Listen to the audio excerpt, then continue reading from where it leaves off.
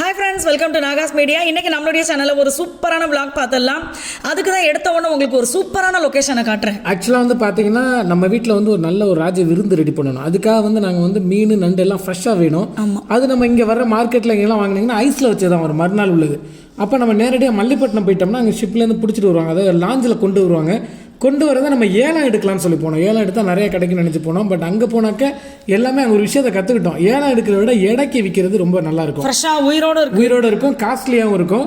So எடைக்கு விற்கிறப்போ பாக்கியை வந்து பிரிப்பாங்க, அந்த சொத்தை வீணாக போனது போக்குவரத்துலாம் பிரித்து அதை தான் ஏலத்தை விடுவாங்க. அது காசு கம்மி, நிறையா குவான்டிட்டி வாங்கலாம். பட் அது நாங்கள் வாங்கலை, நாங்கள் வந்து எடைக்கு தான் வாங்கினோம். மகி அப்படி வாங்கினாங்க. ஆனால் அந்த இடத்த வந்து கொஞ்சம் பார்க்குறதுக்கு ரொம்ப நல்லாயிருக்கும். நானும் மகியை நார்மலாக எங்கேயாவது போனால் வேலையை முடிச்சோமான்னு வர்றது இல்லை. அது எப்படி இருக்குது அந்த இடம் அப்படின்னு பார்க்க ரொம்ப ஆசையாக இருக்கும். இல்லை இப்போன்னு கிடையாது, நாங்கள் வீடியோ எடுக்காட்டி நாங்கள் எப்போவுமே நம்ம இப்போ இடையில வீடியோலாம் நிறைய இடத்துல போடலை.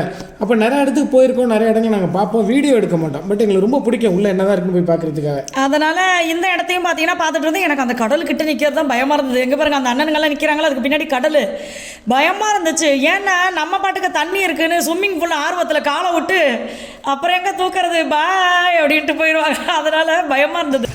நண்டு உசுரோட பிடிச்சி வந்த நண்டு நாங்கள் வந்து வாங்கியிருக்கோம். இங்கே வந்து ஏலம் தான் விடுவாங்க.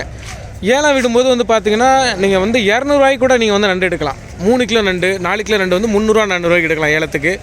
அந்தளவுக்கு ரொம்ப சீப்பாக இருக்கும். பட் என்னன்னாக்க ஒரு கூட நண்டு 7 கிலோ 8 கிலோ இருக்கும், 500 போகும். என்னென்னா ஏலம் விடுற நண்டு சீப்பாக தான் இருக்கும், நண்டு சீப்பாக தான் இருக்கும். பட்டு நீங்கள் எடைக்கு வாங்குகிற நண்டு என்னென்னாக்கா உசுரோடு இருக்கும், நல்லா பெருசாக இருக்கும். அது வந்து இங்கே வந்து கிலோ வந்து 270 to 300 விற்கும். நம்ம 300 வாங்கினோம்னாக்கா ஒரு கிலோ நண்டு நல்ல குவாலிட்டியாக நல்லா பெருசாக நல்லா சென நண்டு கொடுப்பாங்க. ஓகேவா? அது மீனை கட்டு மீன் இப்போ வாங்கியிருக்காரு. மீன் வந்து வாங்கியிருக்கோம் பார்த்தீங்கன்னா 3 கிலோ வந்து 3 கிலோ வாங்கியிருக்கோம். அந்த மீன் இது வந்து 200ன்னு சொன்னாங்க. ஆமாம், இந்த இருக்குல்ல இந்த டைப்பில் தான் எல்லா மீனும் வாங்கியிருக்கோம். ஓகேவா? இது சீலா. எந்த சீலா? நல்ல டேஸ்ட்டாக சீலா மீன் வறுக்கிறது குழம்புக்கு செம்ம டேஸ்ட்டாக இருக்கும். ஸோ சீலா மீன் வந்து ஏலத்துக்கு வந்து ஒரு 8 கிலோ இருந்தது. 8 கிலோ மீன் வந்து பார்த்தீங்கன்னாக்கா 2000 போட்டிருந்தாங்க. நம்ம வெறும் 3 கிலோ தான் வாங்கியிருக்கோம், 1200. பட் இது வந்து உசுரோடு இருந்தது, அவங்க தட்டி கொடுத்துருக்காங்க. அது வந்து இடையில இருந்து வந்து ஏலத்துக்கு வந்து கொஞ்சம் உசுறு இல்லாமல் இருந்தது. அதனால் எல்லாத்தையும் ஃப்ரெஷ்ஷாக உசுரோடு வேணும்னு சொல்லி அடம்பிடிச்சி வாங்கிட்டு போகிறோம். வீட்டில் போய் எப்படியாவது கொண்டு தான் சாப்பிடுவோம். அப்புறம் எதுக்கு இப்படி உசுரோட வேணும்னு அடம்பிடிக்கிறீங்க? சரி வாங்க, என்ன இன்னைக்கு வந்து முக்கியமான விருந்து இருக்குது நம்ம வீட்டில். நம்ம மல்லிப்பட்டினத்து கடையில் பழைய மீன் பொறுக்க வந்த அவி அண்ட் மகி. இவர் அதான் சொல்கிறாரு, பார்த்தா ரேட்டு ஓவராக இருக்குது. ஒரு பைய நீ ஒன்று நான் ஒன்று, ஆளுக்கு ஒரு பக்கமாக போய் பறக்கிட்டு வருவோம். லாஞ்சு கடல்லேருந்து வரும்ல, எங்கே மீன் கொட்டுறாங்களோ அங்கே போயிட்டு ஆளு கொஞ்சம் வளட்டு வந்துடலாம் அப்படின்னு. நான் நல்லா இருக்கும் இங்கே மீன்லாம், சூப்பராக இருக்கும். பறக்கிற மீனா இல்லை, நான் கார் சாவியை காருக்குள்ள வச்சுட்டேன், கார் லாக் ஆகிற போது உள்ளே போயிடலாம் வாங்க. இன்னும் ஒரு விஷயம் தெரியுமா உனக்கு? என்னது? எல்லா மீனும் பறக்கிற மீன் தான். எப்படின்னு சொல்லி எல்லாமே அவங்க அம்மா வீட்டில் வந்து பறக்கிற மீன் தானே. கமக்காமடி. சரி போகலாம் வாங்க. எங்கள் ஊர்லேருந்து இங்கே வந்து நான் வந்து 17 கிலோமீட்டர் ட்ராவல் பண்ணி வந்திருக்கேன். ஆனால் என்னென்னா இந்த நண்டு தான் உசுரோடு இருக்குது, அதோடைய கால் முள்ளு மாதிரி வெளியில் நீட்டிகிட்டு இருக்குது. அங்கே வீட்டுக்கு போனால் அம்மா உடச்சி வீசிட்டு குழம்பு வச்சுருவாங்க எல்லா நண்டும். ஐயோ என்னை திருப்பி கடல்லையே விட்டுருக்கடா, நல்லா இருப்பீங்கன்ட்டு அந்த கை தான் இப்படி இருக்கு. இது நல்லா பெரிய ஹார்பர். அதாவது சென்னையில் இருக்க ஹார்பர் ரேஞ்சுக்கு இருக்குமான்னு கேட்டால் அப்படி இருக்காது, ஆனால் நல்லா பெருசு, சூப்பராக இருக்கும். அது நல்லா பெருசு. இங்கே இந்த நம்ம ஏரியாவுக்கு நல்ல பெருசு. இது அந்த காலத்து பழைய வீடு. நானும் அபியும் நினைப்போம் இங்கே வரும்போது இந்த வீட்டுக்குள்ளே போய் பார்க்கணுன்ட்டு. நல்லா பாருங்கள், பெரிய வீடு, நீளமாக பாருங்க. எனக்கு ரொம்ப ஆசை உண்மையாகவே, ஒவ்வொரு வாட்டியுமே நினைப்பேன். அதே மாதிரி காரைக்குடியை தாண்டி போனோமா, அந்த சைட்லாம் பார்த்தீங்கன்னா நம்ம ஊர்லேயே நிறைய இடத்துல இப்படி இருக்குது பழைய வீடு. ரொம்ப ஆசை உள்ளே போய் பார்த்துடணும் ஒரு வாட்டியாவது அப்படின்னு ஆசை. ஆனால் இது வரைக்கும் அந்த வாய்ப்பு அமைஞ்சதே இல்லை. பரவாயில்ல, ஏதாவது ஒரு வாய்ப்பு அமையும். உள்ள இருக்க டோரு ஜன்னல் எல்லாமே வந்து பாத்தீங்கன்னா பல வருடங்களாச்சு, பல வருஷம் ஆச்சு. இப்போ நம்ம மெயின்டைன் பண்ணாமல் இருக்கிற வீட்டுக்குள்ளே நம்ம போனோம்னா பயமா இருக்கும். இங்கே பாருங்க, பாருங்க சூப்பரா இருக்குல்ல, அங்க ஆரம்பிச்சு போயிட்டே இருக்கு, இன்னும் சூப்பரா இருக்கு பாருங்க. இங்க பாருங்க, அப்படியே ரொம்ப அழகா இருக்குது. நல்லா இதெல்லாம் மெயின்டைன் பண்ணியிருந்தா ஆளுங்க என்ன பண்ணுவாங்க, வீடு வந்து ரினிவேட் பண்ணும்போது இந்த தூணு நிலையெல்லாம் எடுத்து என்ன பண்ணுவாங்க, மறுபடியும் வேலை பார்த்து அப்படியே யூஸ் பண்ணுவாங்க. அந்த கதவு எப்படி இருக்கு பாருங்க, நச்சுன்னு. இந்த மாதிரி நிலையெல்லாம் பண்றேன்னா இன்னைக்கு இதோட காஸ்ட் ஆஃப் ரேட்டிங் கிட்டத்தட்ட 3 லட்சத்துக்கு மேல வரும். இந்த மாதிரி நிலை பண்றது அது எவ்வளவு அழகா பாரு, அந்த டிசைன் உள்ளுக்குள்ள அப்படியே கொஞ்சம் கொஞ்சமா உள்ள போற மாதிரி சூப்பரா இருக்குது. ஆள் இருக்காங்க, ஓ அப்படியா? ஆள் இருக்காங்க. ஆமாமா, நார்மலா இருக்குது உள்ள. இந்த குளம் பாருங்க என்ன ஒரு அழகா இருக்கு. பெரிய குளம். அபி வந்து பாதி தான் கட்டுறாப்ல, அங்க ஆளு குளிச்சு. இது பெரிய குளம் இல்ல, மல்லிப்பட்டினம். என்னன்னா உண்மையாவே பாருங்களேன், இயற்கையை ரசிக்கிறவங்களுக்கு இது ரொம்ப அழகா தெரியும். இருடா மச்சான், நான் ஒரு ஷார்ட் வச்சிருக்கேன்டா. ஏய், நான் குளத்தை காட்டலண்டா. இங்க பாருங்க, குளம் அப்படியே அந்த சைடு மரம், அதுக்கு மேல பாத்தீங்கன்னா வானம், என்ன ஒரு சேர்ந்து அழகா இருக்கு பாத்தீங்களா? அடடடா, நான் வந்து இயற்கையில் அப்படியே தத்தளிச்சு அழகாக ரசிக்கிட்டு இருக்கேன்.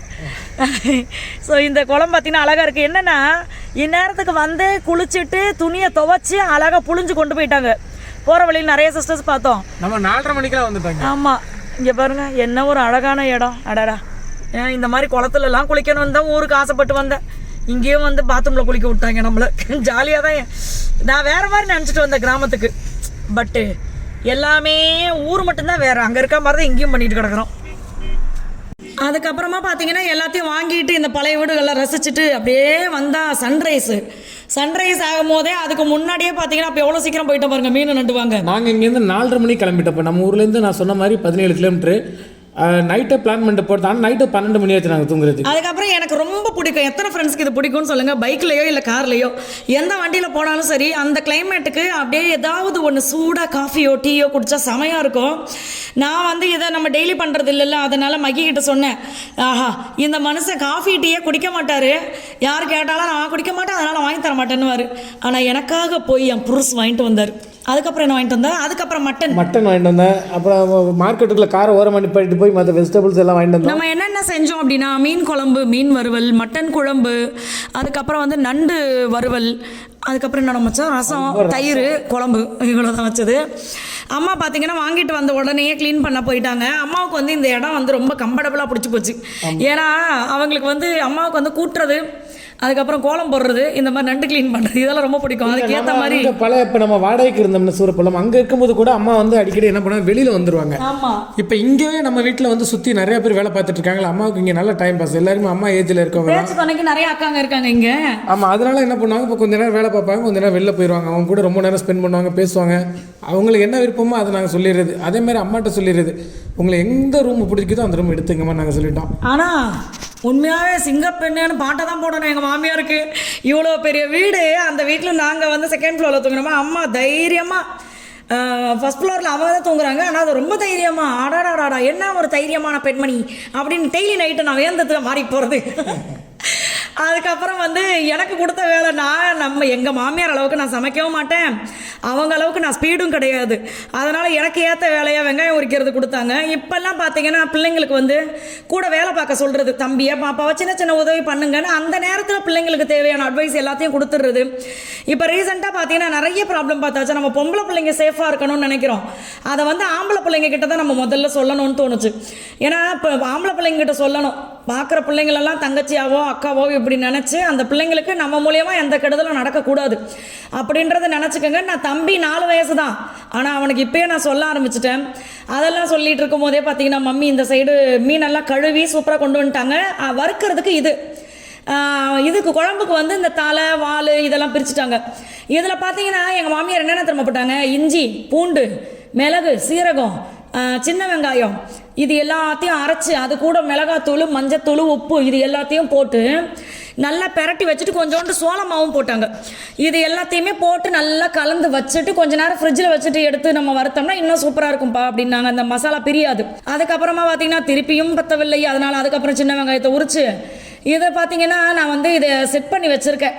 இப்போதைக்கு எனக்கு வீட்டுக்குள்ளே கூடி வந்ததுக்கு அப்புறமா என்ன தோணிருச்சு, கபோர்டு ஒர்க் கொஞ்சம் நாள் கழிச்சு பார்த்துக்கலாமே அப்படின்னு. ஏன்னா அதுக்கு முன்னாடி நம்மளுக்கு நிறைய கடமைகள் இருக்குது. வீடு கட்டியாச்சு, ஆனாலும் அதுக்கு இன்னும் இருக்கே, ஏகப்பட்ட இது இருக்கே.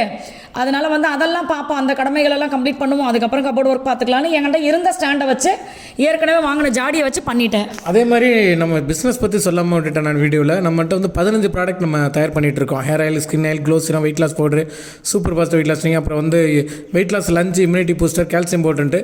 ஸோ வேணுங்கிறவங்க நான் வந்து டிஸ்பிளேல நம்பர் கொடுத்துருக்கேன், அந்த நம்பருக்கு நீங்கள் வாட்ஸ்அப் பண்ணிட்டு என்ன டீட்டெயில் வேணுமோ அதை வாங்கிக்கோங்க. ஏன் நிறைய பேர் நம்மள்ட்ட வாங்கிட்டு இருக்காங்க. ஆமாம்.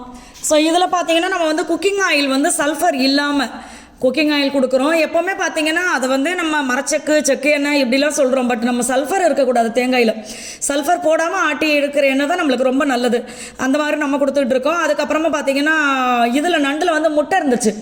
அதெல்லாம் அந்த நண்டு செஞ்சதுக்கப்புறம் சாப்பிட்றதுக்கு பார்த்தீங்கன்னா முட்டையுடைய மஞ்சள் கரு மாதிரி இருந்துச்சு, நல்லா டேஸ்ட்டாக இருந்தது. சாய்க்குட்டி வந்து ஒவ்வொரு நாளைக்கு ஒவ்வொரு கெட்டப்பு. இன்றைக்கி பார்த்தீங்கன்னா ஏசப்பா கெட்டப் போட்டிருக்கான். அதுக்கப்புறமா வந்து வறுக்க ஆரம்பிச்சாச்சு. என்னென்னா நம்ம இது வரைக்கும் இருந்த வீடியோ எல்லாத்துலேயுமே பார்த்தீங்கன்னா ஒருத்தர் மூஞ்சி ஒருத்தர் ரொம்ப கிட்டத்திலே பார்த்துக்கிட்டு இருப்போம். இப்போ இங்கே நம்ம வீட்டு வந்ததுக்கப்புறம் அதிகமாக கிட்டத்திலே பார்க்குறது இல்லைல்ல, ஆனாளுக்கு ஒவ்வொரு இடத்துல இருக்காங்களா, அதனால் பார்த்தீங்கன்னா இந்த சேட்டை ஓவராக சத்தம் போடுறது இதெல்லாம் குறைஞ்ச மாதிரி இருந்துச்சு. ஸோ எல்லாமே ரெடி. அம்மாவுக்கு பார்த்தீங்கன்னா சின்ன சின்ன உதவி தான் பண்ணேன். எங்கள் மாமியார் சட்டுன்னு எல்லாத்தையும் சமைச்சு முடிச்சிட்டாங்க.